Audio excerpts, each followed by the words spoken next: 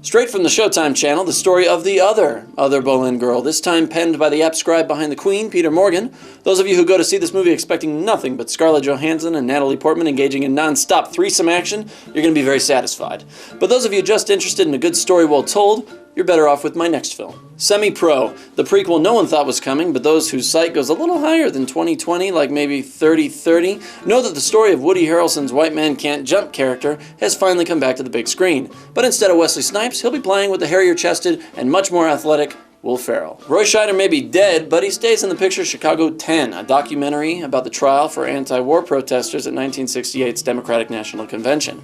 I foresee a show as good as the Steven Spielberg film that will follow. Also out this week, the most daring film of the week dares to put a pig's nose on top of the one already on the face of Christina Ricci, and attempts a modern comedy fantasy about a girl called Penelope who tries to find a prince who will kiss that huge hunker sticking off the front of her face. And finally, another film taken from television, City of Men, based on the film City of God, which unfortunately has lost most of its divinity. And Bonneville, the Pontiac that still has all of its divinity, however loses our attention as three older women set off on a road trip to find a nice place to dump somebody's ashes.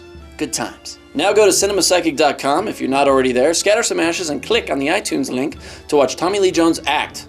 Happy, sad, funny, and mad in his Academy Award nominated performance in a film by Paul Haggis in the Valley of Elah. Rent it now.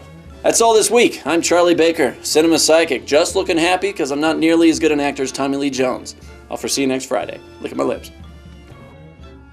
I'm sensing the show is over. Not as good an actor as Tommy Lee Jones. I don't have the range. I can't play human. I like talking. A good Tory, this time spelling. I love those Tories. Roy Scheider maybe. You know they didn't include fucking Brad Renfro in the memoriam?